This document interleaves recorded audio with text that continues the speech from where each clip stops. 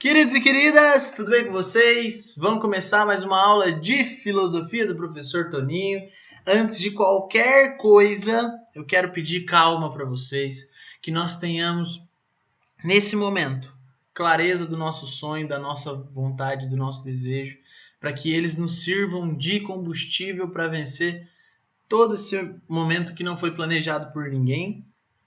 Então vamos unir as nossas forças e pensamentos em prol do nosso sonho, do nosso desejo, do nosso objetivo, e vamos dar tudo que a gente puder em casa aí por enquanto, né, nas videoaulas, fazendo os exercícios para a gente conseguir chegar no nosso sonho juntos. Demorou? Contem comigo sempre, as minhas vibrações positivas, meu desejo maior de todos é que isso tudo acabe logo e a gente volte a se encontrar para a gente ter esses debates da hora. Tamo junto? Queridos, vamos lá então, a aula de hoje tem um tema maravilhoso que é o Aristóteles. Terceirão lindo do meu coração, esse cara seria o 10 do meu time da filosofia. Ele foi nada menos do que professor de Alexandre o Grande, ele foi aluno do Platão, e ele principalmente escreveu sobre muitos temas como zoologia, botânica, astronomia, psicologia, ética, política, retórica, lógica, oratória. Galera, ele falou sobre muita coisa. O Aristóteles ele é muito plural. Então é por isso que hoje nós vamos entender essa teoria apaixonante desse filósofo chamado de Aristóteles. Vamos junto? Antes de tudo, deixa eu passar para vocês o roteirinho da nossa aula de hoje, ok? O roteirinho da nossa aula de hoje é o seguinte. Primeiro tópico, nós vamos entender como o ser humano ele é caracterizado pelo Aristóteles como um animal racional. Primeira parte é muito curtinha, é bem de boa, é só uma passagem para nós entendermos o segundo ponto. O segundo ponto que é o ser, composição e movimento. É nessa parte da aula que nós vamos entender o porquê que o Aristóteles se distancia da teoria platônica, o porquê que ele pensa, o que ele pensa, né, para fundamentar o seu próprio pensamento. E por último, nós vamos falar sobre a teoria do universo aristotélico. Já adianto para vocês uma coisa, desde Aristóteles nós sabíamos que a Terra não é plana. Oh my God! Queridos, por favor, anotem todas as suas dúvidas para colocar lá no campo do Classroom, para tirar dúvidas com o professor. A hora que acabar a aula, você já manda lá para não esquecer, por favor. Acabe a aula com questionamentos? Sim. Com dúvidas? Nunca. Tamo junto? Pega a caneta, pega o papel e bora lá que o nosso sonho não espera. Queridos, o ser humano ele é um animal racional por quê? Segundo Aristóteles, tudo que é ser vivo, tá, possui alma. E aí nós encontramos 3 almas aí na natureza. Alma vegetativa, sensitiva e racional. Vamos entender como isso acontece? Tudo que é ser vivo, tá, possui a alma vegetativa. Está presente em todos os seres vivos, responsável pelo crescimento, tá, amadurecimento, pelos movimentos involuntários. Nós chamamos essa alma de alma vegetativa. Para efeitos comparativos, eu vou usar aqui nessa aula 3 seres, tá? O alface, o cachorro e o ser humano. O alface cresce? Cresce. O cachorro cresce? Cresce. O ser humano cresce? Cresce. Então quer dizer que esses 3 seres vivos possuem sim alma vegetativa. Vem comigo, vamos falar dos animais. Lembrando, tá? Tô falando da teoria do Aristóteles, não da biologia atual, que não é o nosso caso aqui. Lindezos, o Aristóteles vai dizer que os animais possuem, além da vegetativa, também a alma sensitiva. Essa alma sensitiva, responsável pelas sensações corpóreas, ela é um acréscimo, tá? Todos os seres vivos possuem a vegetativa, os animais possuem, além da vegetativa, a sensitiva, beleza? E aí nós temos o homem como aquele que se destaca.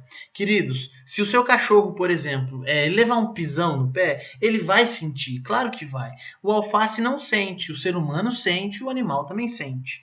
No entanto, se o ser humano ele é capaz de produzir conhecimento, capaz de produzir linguagem, nenhum outro animal é. Nenhum outro animal consegue ter essa aptidão. É por isso que, segundo Aristóteles, você pode acompanhar pelo tamanho da flechinha, o ser humano ele é reduzido, ele é reduzido em relação aos outros animais no sentido de é só ele que tem a alma intelectiva. É reduzido no sentido de que só nós, somente nós seres humanos possuímos essa capacidade racional. Olha que forte o que Aristóteles está querendo dizer. Sou até um tanto quanto soberbo. Por quê? Ele está dizendo que o ser humano ele é um animal superior. Queridos, presta atenção, isso pode ser usado como um elemento para sua redação, caso o tema seja direitos dos animais. O Aristóteles fala que nós temos aqui na nossa cabecinha a capacidade de raciocinar, a capacidade de criar conhecimento, de aprender conhecimento. Isso quer dizer que nós somos seres mais evoluídos, tá? Como que isso te ajudaria? Em caso de direitos dos animais, você podia falar que o ser humano ele ele se comporta diferente dos outros animais por produzir razão, tá? E isso não nos ausenta da responsabilidade para com os animaizinhos. E é por pensar que surge a expressão zoon logicon, o ser humano como um animal racional, capaz de conhecimento, tá bom? Expressão famosíssima, expressão maravilhosa. Então, meus queridos, era essa a nossa introdução da aula, para a gente saber que o ser humano ele é o animal racional porque ele é o único que possui na natureza a alma intelectiva, ok? Então, queridos, bora lá para a nossa segunda parte da aula. Vem comigo. Como o ser ele é composto, tá? Como é a composição? E aqui eu quero que você anote, sem sombra de dúvidas, que é o maior distanciamento da teoria platônica no sentido do conhecimento, tá? Por quê? Porque se para o Platão existia o mundo das ideias e o mundo dos sentidos, essa dualidade, o Aristóteles vai falar, não existe. O que existe é o mundo, o ser. E o ser aqui ele é composto de matéria e forma. Querido, querida, você está vendo aqui mundo dos sentidos, mundo das ideias? Hiperurano? Não, aqui é matéria e forma. Todo ser é composto disso, matéria e forma. Matéria é o que preenche, forma é o que dá desenho, é o que dá o formato, né? Pensa num giz, por exemplo, matéria do giz, gesso, forma do giz, cilíndrica. Você tem todos os seres possuem matéria e forma. Nem só matéria, nem só forma. Essa teoria se chama teoria do ilemorfismo. O que é a teoria do ilemorfismo, professor? Que todo ser possui matéria, que é o do que foi feito, que todo ser possui forma, que é o como foi feito. Ile matéria, morfo, forma. Tudo que existe possui matéria e forma. Beleza? Vamos olhar para a cadeirinha? Essa nossa cadeirinha vai acompanhar até o fim da aula de hoje. Olha que bonitinha. Ela tem uma matéria? Tem. No caso aí, né? Estofado e madeira. Ela tem forma? Tem. Tem aí os 4 pezinhos, né? O lugar de sentar, o encosto, bem bonitinho. Só que além de matéria e forma, tá? O Aristóteles diz que essas duas causas, né? A causa formal, que é a forma, e a causa material, elas são essenciais para explicar o ser. Só que não são as únicas. Além da causa formal e da causa material, olha que legal. A teoria das 4 causas diz que tudo que existe possui 4 causas, 4 motivos para existir. As 2 primeiras é o que a gente viu no outro slide. A causa formal e a causa material, que é o do que foi feito e como foi feito. Só que nós ainda possuímos outras 2 causas. Olha que legal. A causa eficiente. O que é a causa eficiente? Segundo Aristóteles, tudo que foi feito por algo ou alguém. Vou repetir. Tudo que existe foi feito por algo ou por alguém. Vocês entenderam o tamanho do problema? Vou falar de novo, só para você pegar a gravidade. Tudo que foi feito, tudo que existe, foi feito por algo ou por alguém. Queridos, isso é extremamente profundo. Por quê? Ok, vemos e compreendemos isso. Só que essa teoria, essa causa eficiente, instala um problema gigantesco. Eu fui feito pelo meu pai e minha mãe pelos meus avós, meus bisavós, tataravós, até chegar onde? Qual é a primeira causa eficiente? Teve que existir uma causa que ela era toda poderosa, que ela necessariamente existiu, não foi feita por ninguém, e a partir dela todas as outras começaram a existir. Esse problema é muito forte, ele vai ser resolvido parcialmente lá na Idade Média, quando os cristãos, principalmente com Tomás de Aquino, vai falar que a causa primeira de todas as coisas é Deus, só que o Aristóteles vai dar uma resposta no fim da aula de hoje que eu quero que você capte, tá bom? Ele vai falar que tudo vem lá do primeiro motor, do motor imóvel. A gente vai chegar lá. E aí a causa final. A causa final é para que fez? Tudo que existe foi feito para algo. Tudo que existe tem uma finalidade. Estou agora com um lápis verde da Faber-Castell na minha mão e esse lápis verde ele foi feito para escrever e desenhar.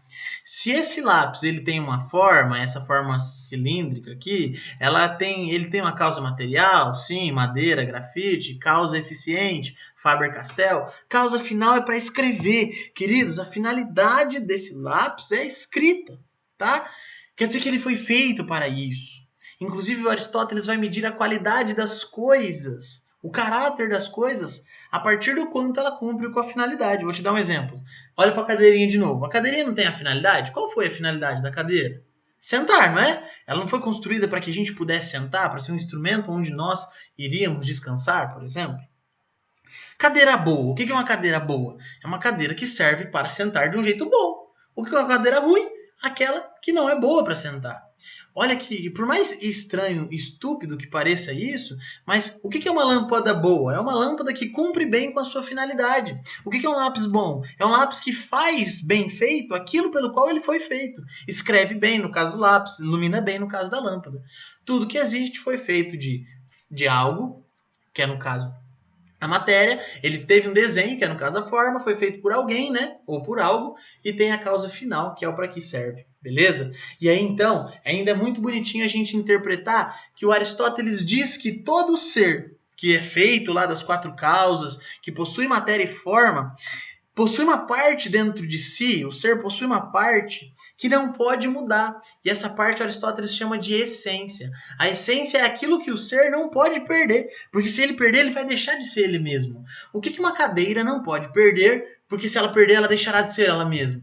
Pensa comigo, meus queridos. A cadeira ela pode mudar de marca? Pode. Ela pode mudar de cor? Pode. Ela pode mudar de tamanho? Pode. O que ela não pode deixar de ter é a capacidade de ser um instrumento onde as pessoas vão sentar para descansar, por exemplo.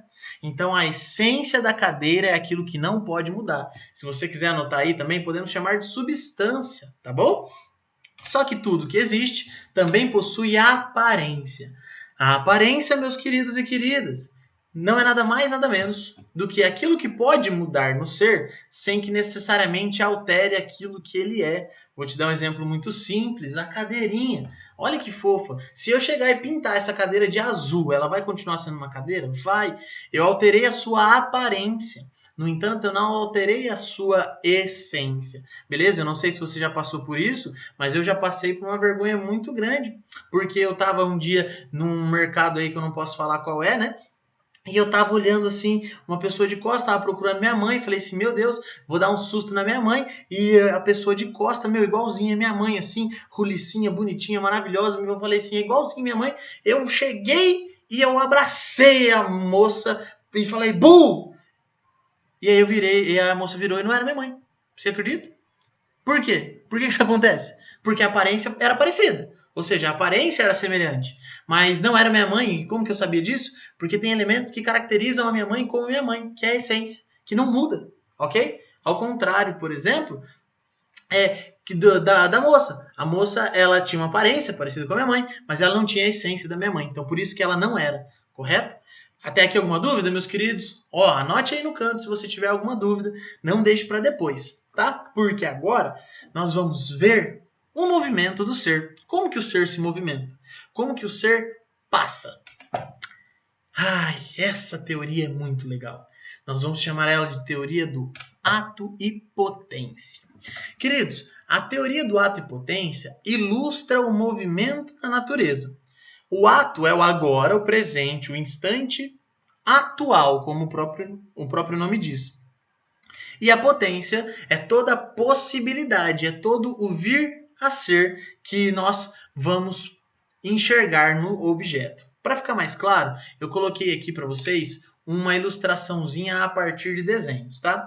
Vamos pensar o seguinte, o que é o ato? O ato é o agora. Olha para essa sementinha e olha para essa árvore, tá? Temos uma semente e uma árvore. A semente, ela é agora, ela é no presente, ela é no momento. Então imagina que nós só tenhamos na nossa mão essa semente. Então ela é uma semente em ato. Agora imagina o seguinte, essa semente tem capacidade de se transformar na árvore? Tem. Vamos brincar com as palavras? Essa semente atualmente ela é desse jeito. Mas ela tem a possibilidade de ser outra coisa? Ela pode se transformar em outra coisa? Pode, no caso a árvore, né? Então quer dizer o seguinte, que essa semente que é em ato, ela tem a potência de ser uma árvore. Então eu estou olhando para a semente em ato, então ela é em ato uma semente e em potência uma árvore. Queridos, o que acontece para que a árvore seja criada, para que a árvore exista? A árvore ainda não existe em ato, tá? Ela é só uma possibilidade, ela é só uma potência, tá? A semente sim existe nesse momento, existe agora. Vem comigo. Existe o agente externo. O que é o agente externo?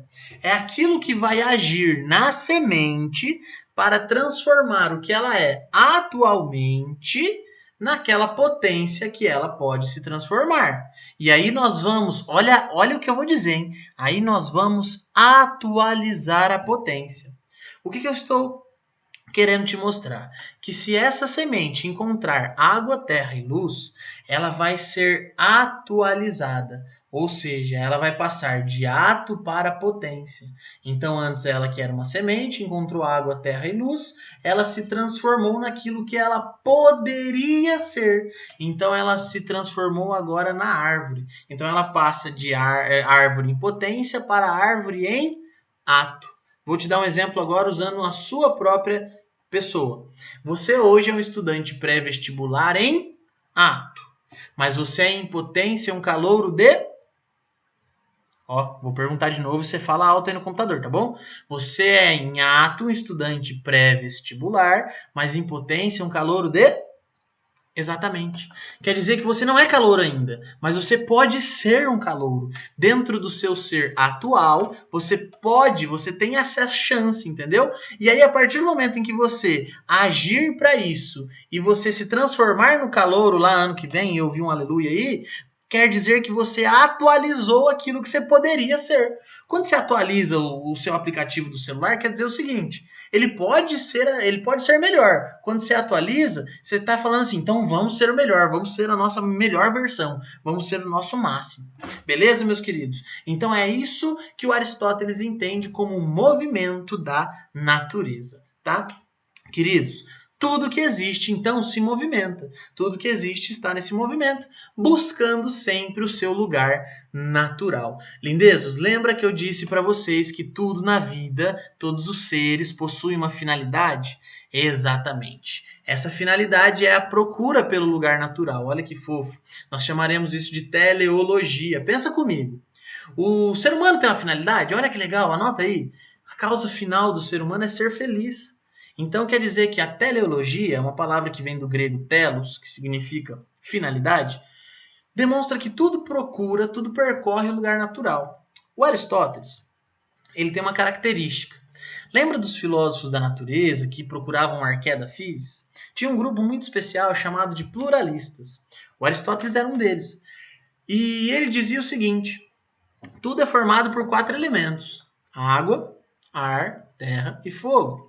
E esses elementos, eles compõem tudo. Então, tudo que existe é uma mistura desses elementos. E quanto maior for a porção desses elementos dentro do ser, diz o lugar natural para o qual ele vai. Tá? Então, você pensa, por exemplo, o lugar natural da água é o quê?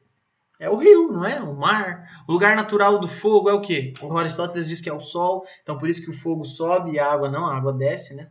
Então, o Aristóteles, ele quando diz a teoria do lugar natural, diz que tudo que se movimenta busca o seu lugar natural, tá? Lá na ética dele, se você quiser anotar aí no cantinho, ele vai dizer que esse lugar natural do ser humano é a felicidade, tá bom? Olha que legal! Terminamos a parte do ser, composição e movimento. Quer dizer que nós aprendemos o porquê que o Aristóteles se distancia do Platão. Aqui não tem dualismo, aqui não tem mundo das ideias. Aqui é essência, aparência, ato e potência, matéria e forma. Demorou? Então preenchemos aqui o nosso segundo tópico. Yes! Bora para a nossa última parte da aula. Queridos, anote o que eu vou te dizer. Essa teoria do universo aristotélico marcou a história. Muitas pessoas, principalmente no período em que nós temos aí o chamado geocentrismo em vigência, lá na Europa agora falando, depois lá na Idade Média, muitas pessoas vão morrer porque entenderam que a teoria do Aristóteles era a teoria do geocentrismo, só que fizeram essa teoria virar um dogma, virar uma verdade. Então, todo mundo que pensava o contrário morria queimado, morria com várias torturas, tá bom? Então, a característica desse universo aristotélico, e por isso que é muito importante, tá?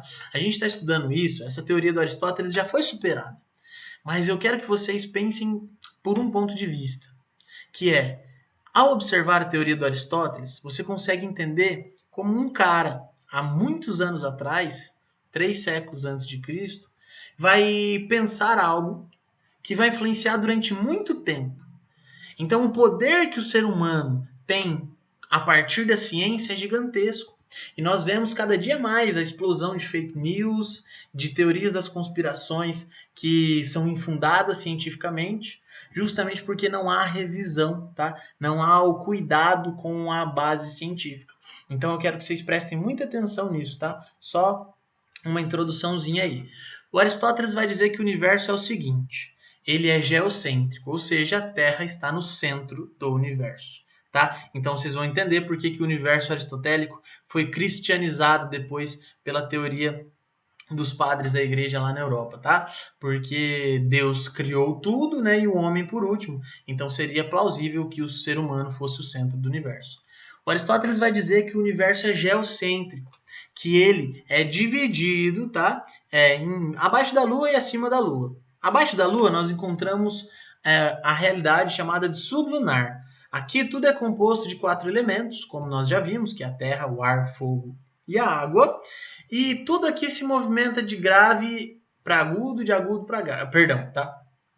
Tudo aqui realiza movimento grave e agudo. Como assim, professor? Tudo aqui se realiza um movimento de cima para baixo ou de baixo para cima, de um jeito mais simples. O que é o movimento grave? É aquele que sai de cima e vai para baixo. Por exemplo, o que acontece com a terra e com a água. Elas realizam um movimento grave. Daí, inclusive, que surgiu a inspiração da ideia da gravidade, aquilo que é atraído para baixo.